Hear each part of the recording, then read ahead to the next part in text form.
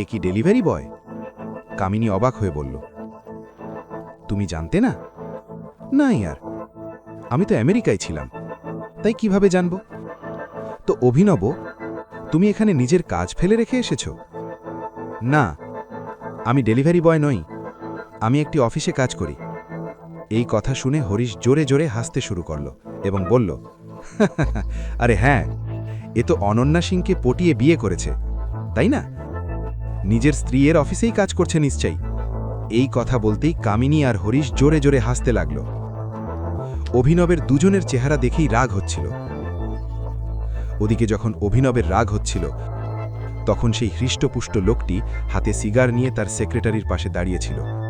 লোকটি জিজ্ঞাসা করল, টাইগার দেখতে কেমন? কিছু জানা গেল?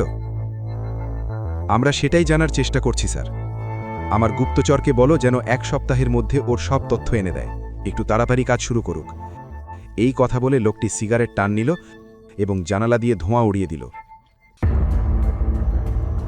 অভিনবর সহপাঠীরা তাকে অপমান করা শুরু করেছিল, কিন্তু অভিনব যতটা সম্ভব শান্ত থাকার চেষ্টা করছিল। সে জানত যে রাতটি দীর্ঘ হতে চলেছে এবং সে এমন কোনো ঝামেলা সৃষ্টি করতে চায়নি যার জন্য তাকে আবার অনন্যা এবং তার পরিবারের কাছ থেকে কথা শুনতে হয়। সে কামিনীকে বলল, আমি অনন্যার কোম্পানিতে কাজ করি না, আমরা ভেতরে যাই। আর হঠাৎ করে আজই রিইউনিয়ন করার কি মনে হলো? এই কথা শুনে হরিশ গলা পরিষ্কার করল এবং কামিনীর হাতে হাত রেখে বলল, চলো ভেতরে যাওয়া যাক, ওই দেখো কৃতেশও এসে গেছে। হ্যালো কৃতেশ! অভিনব এই কথা শুনে ঘুরে দেখতে লাগল। কৃতেশ অভিনবের দিকে না তাকিয়ে পাশ কাটিয়ে চলে গেল। একজন ধনী বাবার সুদর্শন পুত্র কৃতেশ ছিল সবার প্রিয়। মেয়েরা তাকে বয়ফ্রেন্ড বানানোর স্বপ্ন দেখত এবং ছেলেরা তাকে প্রাণের বন্ধু মনে করত। হ্যালো পিপল, কৃতেশ উদ্দীপনার সাথে বলল।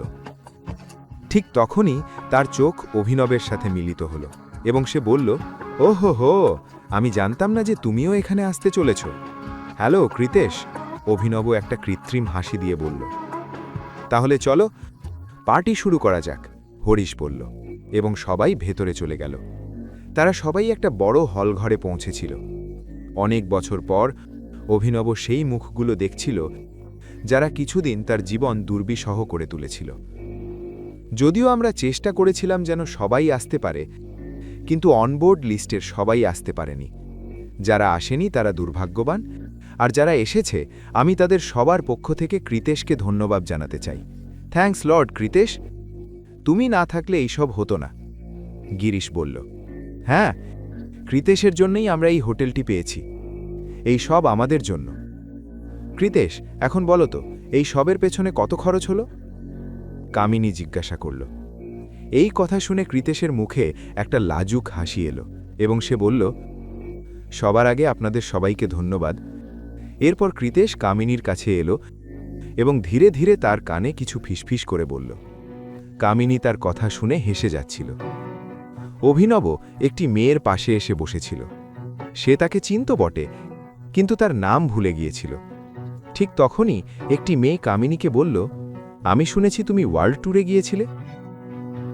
কামিনী অহংকার ভরা হাসি দিয়ে বলল, হ্যাঁ, আমি এইমাত্র 10টি দেশ ঘুরে এলাম, আর কিছুদিন পর প্যারিস যাওয়ার কথা ভাবছি, আর এইবার তো আমিও ওর সাথে যাওয়ার কথা ভাবছি।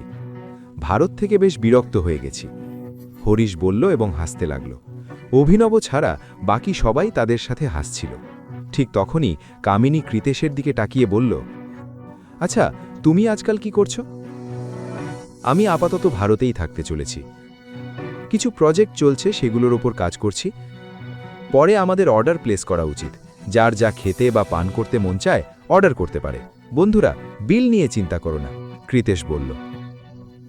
এই কথা শুনে অভিনব হেসে ফেলল। সে জানত যে কৃতেশ কেবল লোক দেখানোর চেষ্টা করছে। দেখো, এ নিশ্চয়ই তার বাবার কোনো কোম্পানি সামলানোর জন্য এখানে আছে, ডেভিড নামের একটি ছেলে বলল। তোমরা কি জানো, দেশের ধনীদের তালিকায় সম্প্রতি কৃতেশের বাবার নামও যোগ হয়েছে। নাম তো এখন যোগ হলো, কিন্তু এর বাবা তো আগে থেকেই ধনী ছিল, নইলে। ঠিক তখনই কামিনী বলল। তারা দুজন যেভাবে একে অপরের দিকে তাকাচ্ছিল তাতে মনে হচ্ছিল তাদের মধ্যে কিছু একটা চলছে। অভিনবর দৃষ্টি কেবল কৃতেশের ওপর ছিল।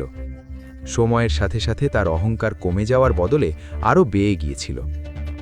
হ্যাঁ, কিন্তু তোমরা জানো তো সেই লিস্টে সবার ওপরে কার নাম আসে? টাইগারের নাম। ঠিক তখনই একটি ছেলে ফিসফিস করে বলল। এই শুনে হরিশ বলল, টাইগারের?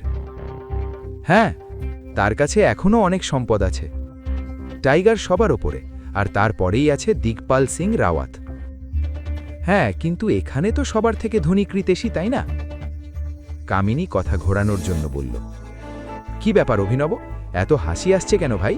ঠিক তখনই একটি মেয়ে অভিনবের দিকে তাকিয়ে জিজ্ঞাসা করল। ঠিক তখনই অন্য একটি মেয়ে বলল, আগে তো এটা বলো, একে এখানে ডেকেছে কে? আমি ডেকেছি, সেও আমাদের সহপাঠী ছিল।